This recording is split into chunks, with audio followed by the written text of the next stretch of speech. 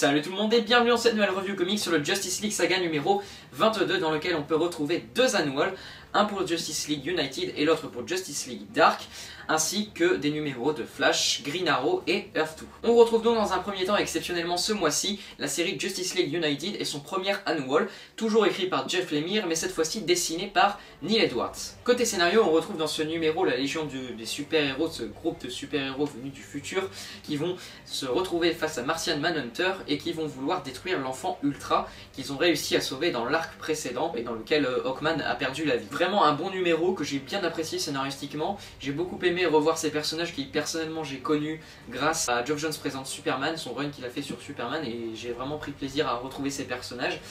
Donc vraiment un bon numéro bien sympathique qui m'a bien diverti et j'ai trouvé que c'était un des meilleurs numéros de la série Justice League United jusque là. Vraiment j'ai beaucoup apprécié, c'est assez classique dans son déroulement mais ça ne m'a pas empêché de trouver que c'était vraiment assez intéressant à lire et voilà, l'écriture de Jeff Lemire est toujours aussi efficace et j'ai pris toujours autant de plaisir à lire ce qu'il nous raconte dans ce numéro. Et côté dessin, là aussi c'est vraiment satisfaisant, Neil Edwards rend des planches vraiment dans l'ensemble de très bon niveau, je n'ai pas grand chose à dire si ce n'est que c'est du bon boulot de sa part.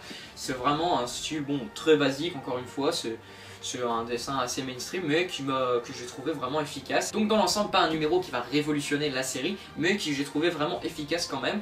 Donc pour moi je lui mettrai un 8 sur 10. On retrouve ensuite dans le magazine le numéro 35 de la série Flash, toujours écrit par Van Jensen et Robert Venditti et dessiné par Brett Booth. Au niveau du scénario, on est toujours dans ces histoires de voyage dans le temps où le Flash du futur cherche à empêcher ses erreurs du passé et pour ce faire il revient donc dans le passé pour s'arrêter lui-même en quelque sorte. C'est un numéro que j'ai beaucoup aimé, de toute façon cet arc me plaît beaucoup depuis le début. Alors oui, bon, c'est des histoires de voyage dans le temps donc c'est toujours un peu tiré par les cheveux, surtout vers la fin quand ils s'embêtent dans des discours assez, encore une fois comme je l'ai dit, un peu what the fuck et... Bon voilà, à mon avis, c'est pas très cohérent tout ce qu'ils racontent et bien évidemment qu'il doit y avoir plein de paradoxes dans tout ce qu'ils font, mais voilà, moi je m'en fiche un peu, je cherche pas la petite bête quand il y a des histoires de voyage dans le temps et j'ai trouvé que c'était vraiment efficace. On va voir l'apparition d'un personnage en particulier, je veux pas trop le dire, vous verrez par vous-même, qui va arriver sous une nouvelle forme en tout cas.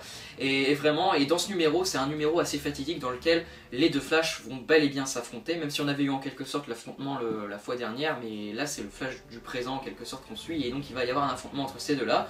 Moi j'aime beaucoup cet arc scénaristiquement, c'est pas non plus l'histoire la plus ouf que j'ai pu lire, mais je trouve que c'est vraiment efficace, et moi vraiment j'aime beaucoup cet arc jusque-là. Et au niveau des dessins de Brett Booth, je n'ai pas grand-chose à dire de plus que d'habitude, c'est du bon boulot de sa part, il fait un boulot vraiment bon dans l'ensemble, et j'ai rien d'autre à dire, c'est du bon boulot et je trouve qu'il reprend le flambeau plutôt bien, et moi qui étais sceptique à son arrivée, je m'y suis fait et je trouve qu'il fait du bon boulot et je suis vraiment content chaque mois de découvrir son travail sur la série. Donc dans l'ensemble, comme pour Justice League United et son annual, c'est un bon numéro, je lui mettrai la même note, c'est-à-dire un 8 sur 10. Après cela, on a un numéro Future Ends et il s'agit ce mois-ci du numéro de Green Arrow, scénarisé par Jeff Lemire et dessiné par Andrea Sorrentino. Il s'agit de leur dernier numéro sur la série Green Arrow. Et comme d'habitude avec ces deux auteurs pour la série Green Arrow, c'est absolument excellent. Mon seul petit regret, c'est que pour un numéro d'adieu sur la série, j'aurais imaginé un numéro qui se passe dans le présent et qui aurait vraiment conclu leur run,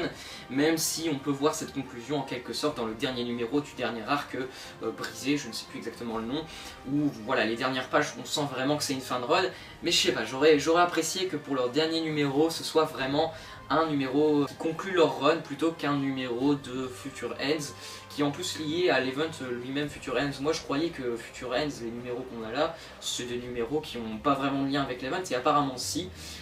Bon voilà, c'est dommage, mais le numéro en lui-même comme d'habitude est excellent. Jeff Lemire est toujours aussi bon sur la série et à mon sens c'est sur cette série là qu'il est le meilleur chez DC Comics. Et côté dessin, Andrea Sorrentino est toujours aussi remarquable, c'est magnifique, j'adore son style graphique et vraiment mon seul regret et le seul point négatif si on peut dire sur ce numéro, ce serait que c'est leur dernier numéro et en plus de ça ils s'en vont plus généralement de la série, ils s'en vont de DC Comics carrément, donc forcément je suis un peu triste quoi, tout simplement de dire au revoir à ces auteurs, mais bon c'est comme ça, toutes les bonnes choses ont une fin.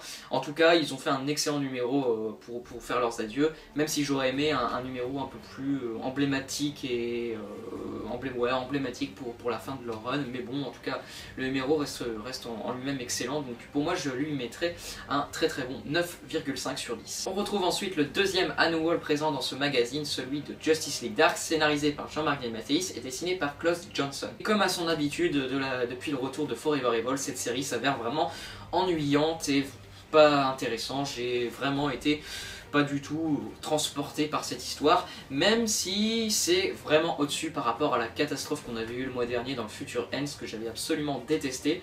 Là, ça rehausse le niveau, mais c'est toujours pas terrible qu'on se le dise. Dans ce numéro, la Maison des Secrets et la Maison des Mystères vont prendre une forme physique en quelque sorte, et vont tous les deux essayer de convaincre un membre fondateur de la Justice League Dark. La Maison des Secrets, si je me souviens bien, va essayer d'embobiner John Constantine, pendant que la Maison des Mystères va se charger de Zatanna. Et on va se demander tout au fil du numéro lequel a en fait raison et lequel est vraiment le gentil entre guillemets dans cette histoire. Le petit twist entre guillemets se voit vite venir mais reste plutôt sympa. Par contre le défaut de cet annual est sans conteste les dessins de Klaus Johnson qui sont à mon sens vraiment pas terribles. Enfin voilà, c'est moyen, c'est vraiment très moyen et j'ai trouvé que ça n'était pas au niveau quoi, tout simplement, et j'ai pas vraiment apprécié ce qu'il a fait sur cet annual. Donc pour ce numéro de Justice League Dark, c'est un peu mieux que le mois dernier, mais c'est toujours pas ça, donc pour moi je mettrai un 4,5 sur 10. Et on termine avec le meilleur, c'est-à-dire le numéro 26 de Earth 2, scénarisé par Tom Taylor est dessiné par Nicolas Scott. Ce numéro signe l'adieu de la série dans le magazine Justice League Saga. En effet, après ce numéro 26, la série ne sera plus présente dans le Justice League Saga pour la simple et bonne raison qu'avec l'arrivée d'une série hebdomadaire, il aurait été impossible de caser 4 numéros supplémentaires dans le Justice League Saga. C'est pourquoi on retrouvera par la suite, à partir de courant 2016, la série qui sera présente exclusivement en librairie dans les tomes de la série Earth 2. Et au niveau de la qualité, c'est comme à son habitude pour la série Earth 2, c'est absolument excellent. Tom Taylor nous signe un numéro vraiment remarquable. On a le droit dans ce numéro une espèce de bataille finale où les merveilles vont affronter les forces d'Apocalypse pendant que le nouveau Kryptonien va affronter à sa manière, comme d'habitude, plutôt pacifiste à sa manière, le Superman, donc Kal-El, qui est contrôlé depuis un certain temps maintenant dans la série Earth 2. Donc un numéro excellent, j'ai rien à dire, c'est du tout bon. Côté dessin, Nicolas Scott fait elle aussi un boulot incroyable. J'ai adoré l'avant-dernière page, pardon pas la dernière, l'avant-dernière page qui est absolument magnifique. C'est le genre de page qui me fait vraiment kiffer personnellement. Donc Nicolas Scott, voilà, c'est la dessinatrice qu'il faut parce que bon, on a des pages absolument magnifiques qui donnent beaucoup d'ampleur à donc, cette bataille finale et enfin finale entre guillemets, attention parce que le cliffhanger laisse présager que c'est loin d'être fini. Donc Nicolas Scott, j'ai rien à dire, c'est excellent tout simplement. Donc en définitive pour ce numéro d'Earth 2, le seul petit regret qu'on peut avoir c'est qu'il va falloir s'armer de patience pour avoir la suite en librairie qui arrivera je pense grand minimum courant mars 2016. Donc il va falloir être très patient pour avoir la suite, je vous le cache pas, et ça m'embête pas mal, parce que surtout quand on nous laisse sur un cliffhanger pareil. Mais bon, va falloir patienter, c'est comme ça. En tout cas, le numéro est excellent, comme je l'ai déjà dit. Pour moi, je lui mettrai un 9,5 sur 10, comme Green Arrow, c'est absolument remarquable. En conclusion, le Justice League Saga s'en sort avec brio, malgré l'absence de la série phare, selon moi, du magazine, à savoir Justice League. On a juste, à mon sens, la série Justice League Dark qui traîne un peu la patte et qui nuit un peu à la qualité du magazine. Mais au-delà de ça, l'ensemble des autres numéros sont vraiment bons dans l'ensemble, voire même excellents pour Green Arrow et Earth 2.